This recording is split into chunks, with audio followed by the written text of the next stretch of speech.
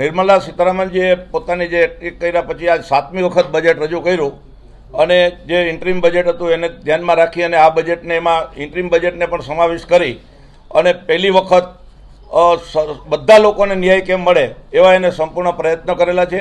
અને ખાસ કરીને જે ઇન્ડસ્ટ્રીને લગતા બજેટની વાત કરીએ તો એમએસએમઈને સારો એવો પ્રતિકાર મળી રહ્યો છે અને સારું એવું બૂસ્ટ આપ્યું છે। ઘણી બધી ફેકલ્ટીમાં સ્ટેપ બાય સ્ટેપ વિચારો તો એમએસએમઈને બૂસ્ટ આપવાનો જોરદાર પ્રયત્ન કરેલો છે।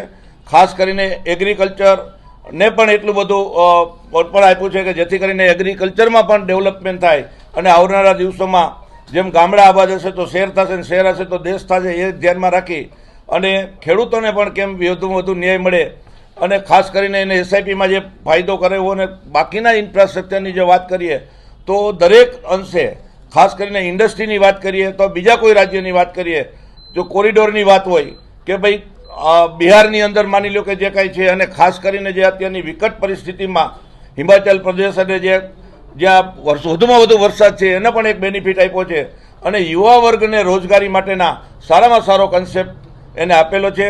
ખાસ કરીને જે આવનારા દિવસોમાં એક 2 વર્ષ કે 5 વર્ષ નહીં પણ 2047ના વિઝનને ધ્યાનમાં રાખી અને આ બજેટ સર્વગ્રાહી રીતે બધી રીતે સંતુષ્ટ કહી શકાય એવું મારું સ્પષ્ટપણે માનવું છે।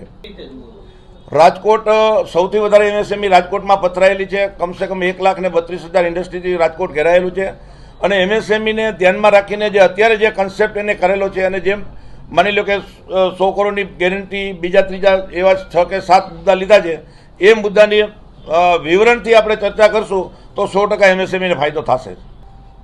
રિયલ એસ્ટેટની જ્યારે વાત કરવામાં આવે તો જે એને સર્વાંગી વિકાસ ભારતનો કેવી રીતે થાય એને ધ્યાનમાં રાખી અને જે વિકાસ નથી થયો દાખલા તરીકે બિહાર હોય કે આંધ્ર હોય કે બીજી કોઈ જગ્યાએ તો અહીંયા વધારે ફંડ એલોકેશન કરી અને બધાને સમાન દરજ્જાનું ધ્યાનમાં રાખી અને રિયલ એસ્ટેટને પણ એને પ્રાધાન્ય આપવાનો પ્રયાસ કર્યો છે। એમએસએમઈને જ્યાં સુધી બૂસ્ટ આપવું જોઈએ આપણે જે રજૂઆત કરી હતી એ રજૂઆતમાંથી ઘણા અંશે આપણને એમએસએમઈને ફાયદો પણ થયો છે।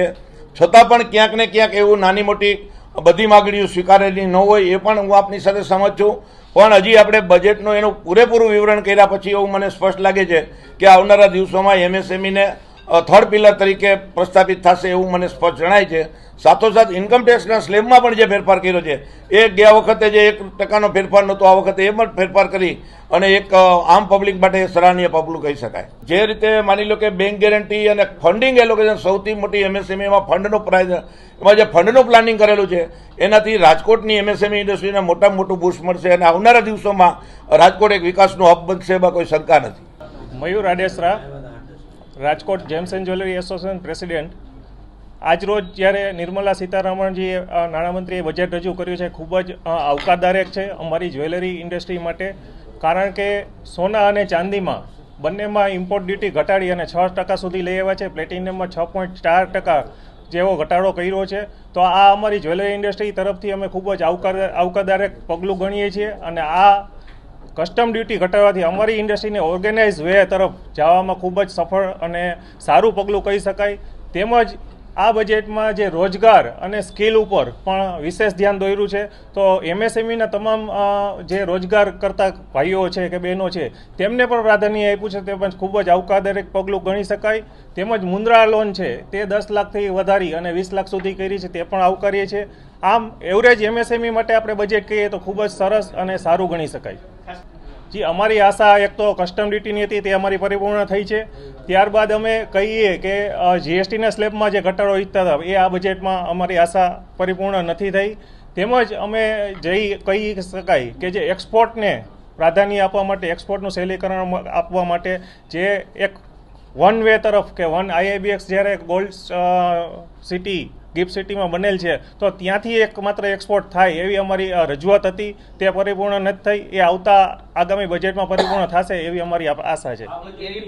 સોનાની અંદર જે ટેક્સ છે એ ટેક્સ તો ઇમ્પોર્ટ ડ્યુટી ને જીએસટી છે એ બધો એક સરખો જ છે પણ વન નેશન વન રેટની વાત છે એ છે એમાં આઈ થિંક ગવર્મેન્ટ ઇન્વોલ્વમેન્ટ ન થઈ શકે એ જે તે વેપારીઓ સોનાકાર ભાઈઓ છે એ થશે અને જે તે નેશનલ લેવલની બોડી કે એસોસિએશન છે એ એના પ્રયાસ કરે છે। હવે આગામી દિવસોમાં જોવાનું રહે કે શું થઈ શકે।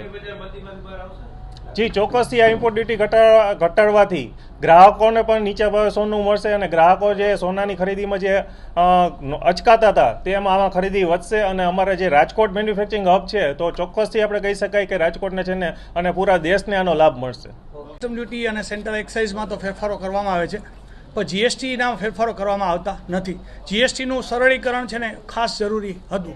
અત્યારે જ્યારે કે ઉદ્યોગો છે એ જીએસટીના જે કાયદાઓથી જે પરેશાન છે, ઉપરાંત અમુક સેક્શનો એવી હતી કે જેમાં સુધારની જરૂર હતી, જે આ બજેટમાં આપણને આશાઓ હતી જે ફરીભૂત થયેલ નથી.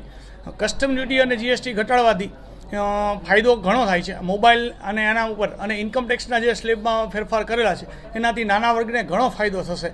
અને આ સરળીકરણ અને આ એમ્પ્લોયમેન્ટ વધારે, જેના 3 સ્ટેપ હતા કે જેમાં પહેલાં એમ્પ્લોયમેન્ટ વધારવા માટે અને ત્યાર પછી એગ્રીકલ્ચર અને ત્યાર પછી એમએસએમઈ સેક્ટરને જે બૂસ્ટ આપ્યું છે, ઉપરાંત ઇન્ફ્રાસ્ટ્રક્ચરને જે વધારે બૂસ્ટ આપવામાં આવેલું છે, એનાથી ઓવરઓલ વિકાસ થાય. જે ભારત વિકાસ માટેની જે યાત્રા છે એમાં એને બૂસ્ટ મળશે.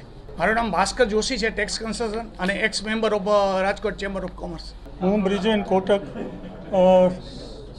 રાજકોટ ચેમ્બર ઓફ કોમર્સનો ડાયરેક્ટર છું. આજે નિર્મલા સીતારામને જે બજેટ રજૂ કર્યું છે એ ઇન્કમ ટેક્સની રીતે, ડાયરેક્ટ ટેક્સની રીતે ખૂબ જ આવરદાયક પગલાં લીધા છે. જેમાં કે એને સ્લેબમાં પણ ચેન્જીસ, જે નવી સ્કીમમાં છે એમાં ઘણા ચેન્જીસ કર્યા છે. બીજા ચેન્જીસ મોટા છે કે જે સેલેરી એમ્પ્લોયી છે એને સ્ટાન્ડર્ડ ડિડક્શનમાં વધારો કર્યો છે. પેન્શનમાં પણ જે સ્કીમ છે એમાં પણ વધારો કર્યો છે. ઓવરઓલ જોવા જઈએ તો ઇન્કમ ટેક્સ એટલે ડાયરેક્ટ ટેક્સની રીતે ખૂબ જ આવરદાયક પગલાં લીધા છે. વધારામાં પગલાં આપણે જોઈએ તો ટીડીએસ જે સરળી અમલીકરણ કરશે એ ખૂબ જ જરૂરી હતું. અત્યાર સુધી એમાં ઘણા બધા પેનલ્ટીઝ એ પણ વેવ કરવાનું એને કીધું છે. અને સૌથી વિશેષ કહીએ તો કે દર 6 મહિને હવેથી ઇન્કમ ટેક્સમાં ચેન્જીસ કાંઈ કરવા હશે તો એ કરી શકશે. એના માટે જરૂરી પગલાં એ લોકો લેશે. એ ખૂબ જ આવરદાયક પગલું હું માનું છું કે સરકારે લીધેલું છે. જે છે જેની આવક 6 લાખ 7 લાખ સુધીની છે એ બધાને ઘણો બધો ફાયદો થશે. એકંદરે જોઈએ તો 17,500 જેવી રકમનો બેનિફિટ થશે. જેની ઇન્કમ 12 લાખથી ઉપર છે એને કાંઈ ફેરફાર કાંઈ થશે નહીં. ઈ સ્લેબ જેમ છે એમ જ રાખવામાં આવ્યો છે. પછી નાના કરદાતા છે એને 1 લાખમાં ઘણો બધો બેનિફિટ થશે. હું Parth Ganatra, vice president Rajkot chamber of commerce and industries. જેમ અમારા પ્રમુખે કીધું કે ઘણા વર્ષોથી આવા સારા બજેટની રાહ જોતા હતા, તો ઇન્કમ ટેક્સ સ્લેબમાં મેઇન ફેરફાર થયો તે સારાન્ય પગલું છે. પ્લસ થર્ડ પાર્ટી ગેરંટીમાં એમએસએમઈને લોન મળશે 100 કરોડ સુધી, એ પણ સારાન્ય સ્ટેપ છે. તદુપરાંત જોઈએ તો અમુક અમારા મુદ્દાઓ પેન્ડિંગ હતા તે આમાં નથી ઇન્વોલ્વ થયા એવું લાગે છે, પણ છતાંય આખું બજેટ કમ્પ્લીટ એનું આપણે કરીએ, આખું વિશ્લેષણ પૂરું કરીએ ત્યારે આ સાચો આઈડિયા આવશે. મેઇન કરીને જે અમારી ઘણા વખતથી ડિમાન્ડ હતી 43BH, એ કદાચ આમાં અત્યારે ઇન્વોલ્વ ન થઈ હોય, લીધી ન હોય એવું અમને લાગે છે. પણ છતાંય એક્ઝેક્ટ સાંજના જે આખું બજેટનું પૂરેપૂરું આવે, પણ છતાં પણ જે ઘણા વર્ષોથી આપણે ટેક્સ સ્લેબનો ફેરફાર હતો તે આવકાર્ય પગલું ગણાય. પ્લસ ખાસ કરીને જોઈએ તો જે 12 જગ્યાએ એ લોકો એક્સપોર્ટનો હબ બનાવશે એમાં રાજકોટનું જે ઇન્વોલ્વમેન્ટ થાય તો એનાથી વિશેષ સારાની સ્ટેપ કાંઈ નહીં ગણાય, કારણ કે રાજકોટ સૌથી મોટી એમએસએમઈનું હબ ગણાય. તો આનાથી રાજકોટની એમએસએમઈને જે ન માગેલું એક સારું મળશે કે એક્સપોર્ટ હબ માટે રાજકોટ એક એમાં વિસ્થાપિત થાય.